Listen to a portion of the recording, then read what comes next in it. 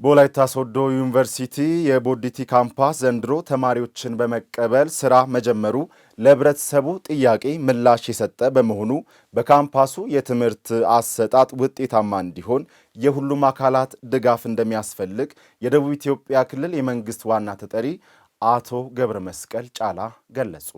ወደ ቦዲቲ ካምፓስ የተመደቡ ተማሪዎች ደህንነታቸው ተጠብቆ እንዲማሩ የሚመለከታቸው አካላት ኃላፊነት እንዲወስዱ የጠየቁት ደግሞ የወላይታ ዞን ዋና አስተዳዳሪ ረዳት ፕሮፌሰር ሳሙኤል ተሰማ ናቸው። የወላይታ ሶዶ ዩኒቨርሲቲ ቦዲቲ ካምፓስ ከ600 በላይ አዲስ የሪሚዲያል ትምህርት ተከታታይ ተማሪዎችን ተቀብሏል። ፍሬህይወት ተስፋዬ ተጨማሪ አላት። የወላይታ ሶዶ ዩኒቨርሲቲ የቦዲቲ ካምፓስ ስራ ሳይጀምር መቆየቱ በከተማው ማህበረሰብ ዘንድ ጥያቄ ሲፈጥር ቆይቷል። አሁን የካምፓሱ ግንባታ ተጠናቆ አገልግሎት ለመስጠት በቅቶ ተማሪዎችን መቀበል ጀምሯል። ሰሞኑን ወደ ካምፓሱ የተመደቡ ተማሪዎች በከተማው ነዋሪዎች ለተደረገላቸው መልካም አቀባበል በማመስገን ግቢው አዲስ በመሆኑ የሚጎሉ ነገሮች መኖራቸውን አንስተው ቤተ መጻሕፍት በቅድሚያ ቢስተካከል ሲሉ ጠይቀዋል። ያመጡን የተቀበሉን በፍቅር የተንከባከቡን ፍቅርን አሳይተውናል እና በጣም ደስ ይል ነበር። ግቢ ከገባን በኋላ መቀባበላቸው በጣም ጥሩ ነበር። ላይብራሪም ደግሞ የቴክኒክ እና ሙያና የግብርና ስለሆነ እኛ ደግሞ ያው ከ9 ጀምሮ ያሉት መጽሐፎችን ጋይዶችን ማንበብ ስለምንፈልግ ያ እጥረት አለብንና ያ እጥረት ቢስተካከልልን። ሩሞቹም ምርጥ ናቸው። አልጋዎችም ገብተዋል። ያው እየገባም ያለ ስላለ ግቢው ገና አዲስ በመሆኑ የተነሳ ገና እቃ ያሟላሉ ስለሆነ በቃ ለመማሪያ የሚሆኑትን ነገሮችም እንዲያስተካክሉልን። ወደ ካምፓሱ የተመደቡ ተማሪዎች ትምህርት በአግባቡ እንዲከታተሉ ምቹ የመማር ማስተማር ሁኔታና ስፍራ ለማመቻቸት በከተማ አስተዳደሩና በዩኒቨርሲቲው እንደሚሰራ ተመላክቷል። ያው እንደሚታወቀው የቦዲቲ ካምፓስ ዘንድሮ ነው ተማሪን የተቀበለው። ዘንድሮ የሪሜዲያል ተማሪዎችን የተቀበልነው። ከሪሜዲያሎችም ናቹራል ሳይንስ ተማሪዎችን ወደ 796 የሚሆኑ ተማሪዎችን ተቀበለን ከጥር 7 ጀምሮ ወስደን ተማሪዎችን ያው ወደ ቦታ አስይዘናቸዋል። በአሁኑ ሰዓት ኦልሬዲ ጨረታ አልፎ ኮንትራክተር ወስዷል።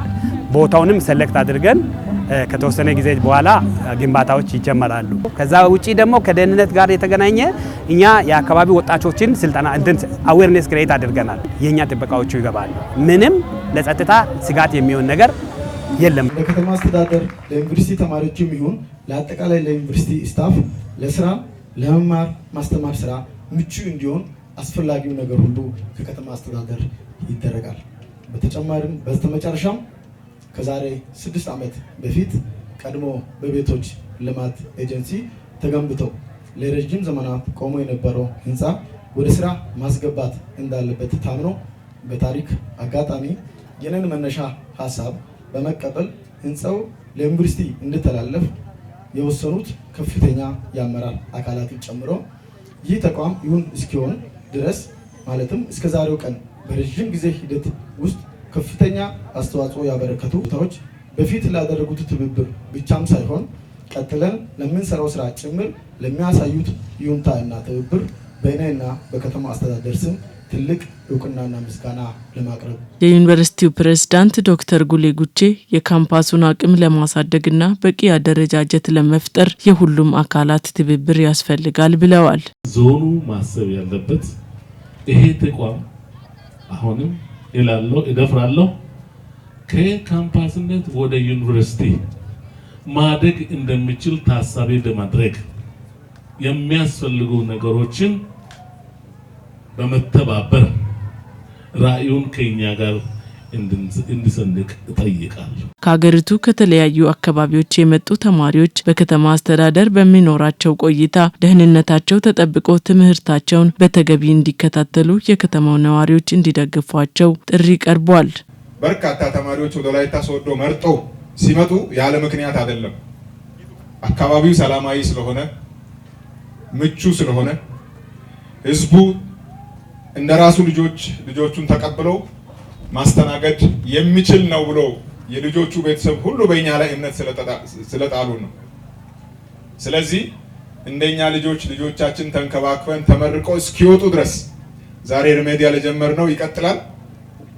ስለዚህ ተመርቆ እስኪወጡ ድረስ ልዩ ድጋፍ በተለይ ሰላምና ጸጥታን በማስከበር የተማሪዎች ሞባይል ንጥቂያ የተለያዩ ነገሮች እንዳይኖሩ የከተማ ህዝብ ከተማሪዎች ጎን ቆሞ እንደራሱ ልጆች ልክ እናንተ ልጆች ሌላ ቦታ እንዳሉ ሁሉ ከሌላ ቦታ የመጡ ልጆች እዚህ ስላሉ እንደራሳችሁ ልጆች አድርጋችሁ እንክብካቤ አድርጋችሁ የመጀመሪያ ባች አስመርቃችሁ እንደዚሁ በጋራ የምንገናኝበት ጊዜ ይፈጠራል። በወላይታ ሶዶ ዩኒቨርሲቲ የቦዲቲ ካምፓስ ዘንድሮ ተማሪዎችን በመቀበል ስራ መጀመሩ ለህብረተሰቡ ጥያቄ ምላሽ የሰጠ በመሆኑ በካምፓሱ የትምህርት አሰጣጥ ውጤታማ እንዲሆን የሁሉም አካላት ድጋፍ እንደሚያስፈልግ የደቡብ ኢትዮጵያ ክልል የመንግስት ዋና ተጠሪ አቶ ገብረ መስቀል ጫላ ገልጸዋል። በርካታ የሚያስፈልጉ ካምፓስ የሚያደርጉ መስፈርቶች ገና ስለሆኑ አስተዳደሩ ይህንን ምቹ ሁኔታ ፈጥሮ ለዩኒቨርሲቲው የማስረከብ ኃላፊነት አለበት። ዞኑም ደግሞ ይህንን ጉዳይ በአጀንዳው ይዞ መከታተልና ይሄ ስራ እስኪጠናቀቅ ድረስ እንደተከታተለ ሁሉ ተከታትሎ ተግባራዊ ማድረግ ይጠበቃል። እንደ ክልል መንግስት ለኛ ትልቅ ደስታ ነው፣ እንደ ፓርቲም ትልቅ ስኬት ነው። ስለዚህ እንደዚህ አይነት ካምፓሶችን ማስፋት መንከባከብ መንግስት የሰጠውን እድል አሟጠን መጠቀም ውጤታማ ማድረግ የክልሉ መንግስት ድርሻ ስለሚሆን እኛም ከህዝቡ ጎን በመሆን መንግስት በተለይ ፌደራል መንግስት የሚያስቀምጣቸውን አቅጣጫዎች ተከትለን ውጤታማ ካምፓስ የሚያድግ ካምፓስ ሲመጥር የሆኑ ምሁራን የሚወጡበት ካምፓስ ለማድረግ የበኩላችንን አስተዋጽኦ እንወጣለን። የኢትዮጵያ ንግድ ባንክ ይፋ ያደረገው መተግበሪያ ዳያስፖራው ቀልጣፋ አገልግሎት እንዲያገኝ ከማስቻሉም ባለፈ ህገወጥ የገንዘብ ዝውውርን ለመከላከል ትልቅ ፋይዳ እንዳለው የኢትዮጵያ ዳያስፖራ አገልግሎት ዋና ዳይሬክተር አምባሳደር ፍጹም አረጋ ገለጹ። ባንኩ የዲጂታል ኢትዮጵያ 2025 ስትራቴጂን በስኬት መሻገሩን ጠቅሰው በቀጣይ ዲጂታል ኢትዮጵያ 2030 ለሚደረገው ጉዞ የበኩሉን አስተዋጽኦ እያበረከተ እንደሚገኝ አስታውቀዋል። ነህሚያ ገነቱ ዝርዝሩን ታቀርባለች። የኢትዮጵያ ንግድ ባንክ ሲቢኢ ኮኔክት ዲጂታል ዋሌት የተሰኘው ከውጭ ሀገር ገንዘብ ለመላክ የሚያስችል አዲስ መተግበሪያ ስራ አስጀምሯል። የኢትዮጵያ ዲያስፖራ አገልግሎት ዋና ዳይሬክተር አምባሳደር ፍጹም አረጋ የኢትዮጵያ ንግድ ባንክ ሀገራዊ የኢኮኖሚ ማሻሻያውን ተከትሎ በሀገሪቱ የኢኮኖሚ እድገት ላይ ቁልፍ ሚና እየተጫወተ እንደሚገኝ ገልጿል። ባንኩ የዲጂታል ኢትዮጵያ 2025 ስትራቴጂን በስኬት መሻገሩን ጠቅሰው በቀጣይ ዲጂታል ኢትዮጵያ 2030 ለሚደረገው ጉዞ የበኩሉን አስተዋጽኦ እያበረከተ እንደሚገኝ አስታውቋል። ዛሬ ይፋ የተደረገው የዲጂታል ቴክኖሎጂ ዲያስፖራ ቀልጣፋ አገልግሎት እንዲያገኝ ከማስቻሉም ባለፈ ህገወጥ የገንዘብ ዝውውርን ለመከላከልና የሀገሪቱን የውጭ ምንዛሬ ግኝት ለማሳደግ ትልቅ ፋይዳ እንዳለው አመላክተዋል። ዲጂታል ኢትዮጵያ 25ን ተከትሎ በራሱም እንዲሁም ደግሞ በሌሎች አካላት ታግዞ የሰራቸው እንዳሉ እናውቃለን። አሁን ደግሞ ዲጂታል 2030 በሚል የወጣ ዲጂታል ስፔሱን የማጠናከር ስራዎች አሉ። እጅግ በጣም አጋዥ የሆኑ ነገሮች ናቸው።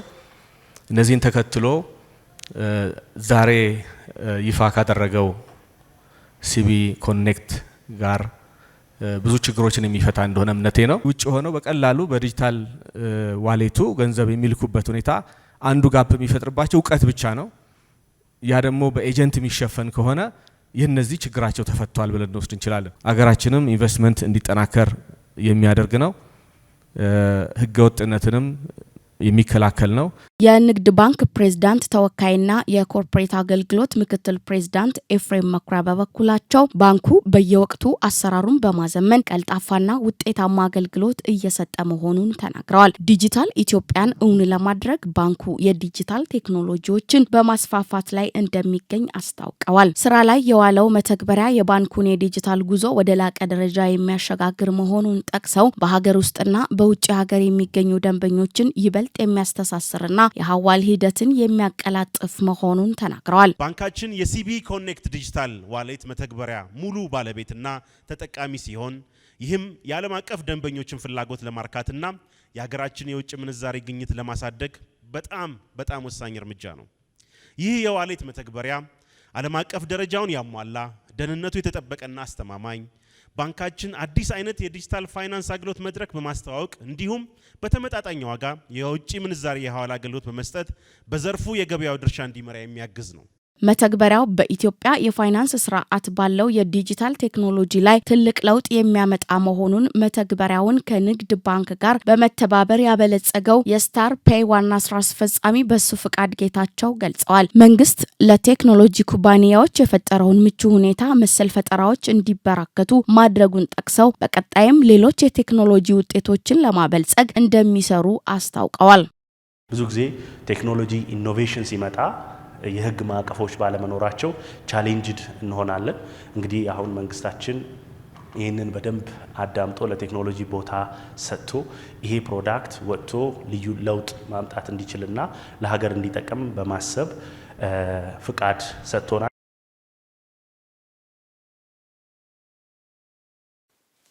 በጥናት በማስደገፍ ዳራሮ ተጨማሪ የዓለም ቅርስ ሆኖ በዩኔስኮ እንዲመዘገብ በትኩረት እየተሰራ እንደሚገኝ በጌዲዮ ዞን የይርጋ ጨፌ ወረዳና ከተማ አስተዳደሮች ገለጹ።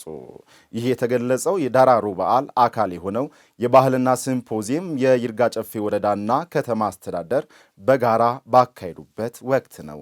የይርጋ ጨፌ ወረዳ አስተዳዳሪ አቶ ዳዊት ቡኔ በዓሉ በዩኔስኮ እንዲመዘገብ በጥናት ላይ የተመሰረተ ስራ እየተሰራ መሆኑን በመግለጽ መንግስት ለብሔር ብሔረሰቦች ያመቻቸውን ህገ መንግስታዊ መብት በመጠቀም ቋንቋና ባህልን ማሳደግ ይገባናል ብለዋል። የይርጋ ጨፌ ከተማ አስተዳደር ከንቲባ አቶ ብዙአየሁ ታደሰ በበኩላቸው አሁን ላይ አንድነታችንን በማጠናከር የተጀመሩ ለውጦችን በማስፋትና በማጠናከር ለልማት ይበልጥ መስራት አለብን ብለዋል። ከጊዜ ወደ ጊዜ ቋንቋውን ለማወቅና ባህሉንም ለመጠበቅ የሚጥር ትውልድ እየተፈጠረ እንደሆነ የተናገሩት የይርጋ ጨፌ ወረዳ ባህልና ስፖርት ጽሕፈት ቤት ኃላፊ አቶ ግዛቸው ጥላሁን ናቸው።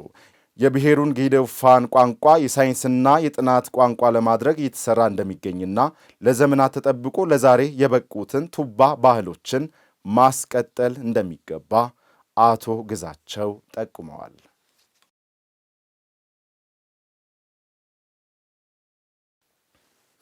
በደቡብ ምዕራብ ኢትዮጵያ ክልል በተጠናቀቀው ግማሽ የበጀት ዓመት ከ47.5 ሚሊዮን ብር በላይ የሕዝብና የመንግስት ሀብት ከምዝበራ ማዳንና በኦዲት ግኝት ማስመለስ ተቻለ።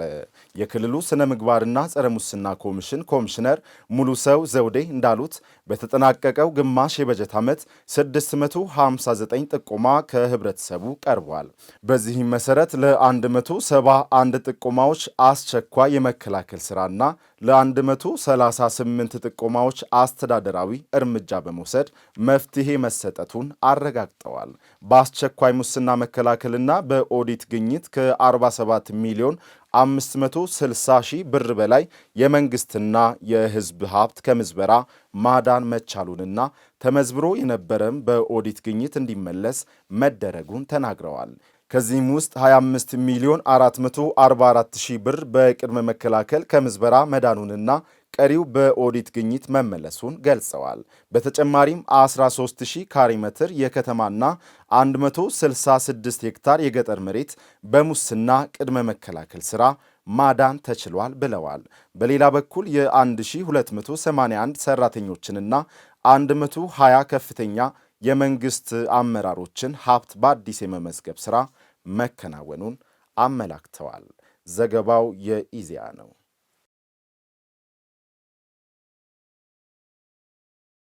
የሃይማኖት ተቋማት ልዩነቶቻቸውን በማጥበብ አንድነትና ፍቅርን መስበክን፣ ሰላምን ማስቀጠል ላይ ትኩረት ማድረግ እንዳለባቸው የኮሬ ዞን ዋና አስተዳደር አስታወቀ። የኮሬ ዞን ሰላምና ጸጥታ መምሪያ ከወርልድ ቪዥን ጋር በመተባበር ለሃይማኖት ተቋማትና ባለድርሻዎች የግንዛቤ ማስጨበጫ ስልጠና መስጠቱ ተገልጿል። በመድረኩ የተገኙት የኮሬ ዞን ዋና አስተዳዳሪ አቶ ታረቀኝ በቀለ እንደተናገሩት ባለፉት ዓመታት በአካባቢው ዘላቂ ሰላም እንዲመጣ የሃይማኖት አባቶች ሚና ቀላል እንዳልነበር አንስተዋል። በተለይ የሃይማኖት ተቋማት ልዩነቶቻቸውን በማጥበብ አንድነትና ፍቅርን መስበክና ሰላምን ማስቀጠል ላይ ትኩረት ማድረግ አለባቸው ብለዋል። የኮሬ ዞን ሰላምና ጸጥታ መምሪያ ኃላፊ አቶ መላኩ መርሻ በበኩላቸው ሴኩላሪዝም ከህገ መንግስታዊ መሪዎች አንዱ እንደሆነ በመግለጽ ስለ ሃይማኖት እኩልነትና ሌሎችም ተያያዥ ጉዳዮችን በተመለከተ ጥሩ ግንዛቤ የሚገኝበት ስልጠና ነው ብለዋል።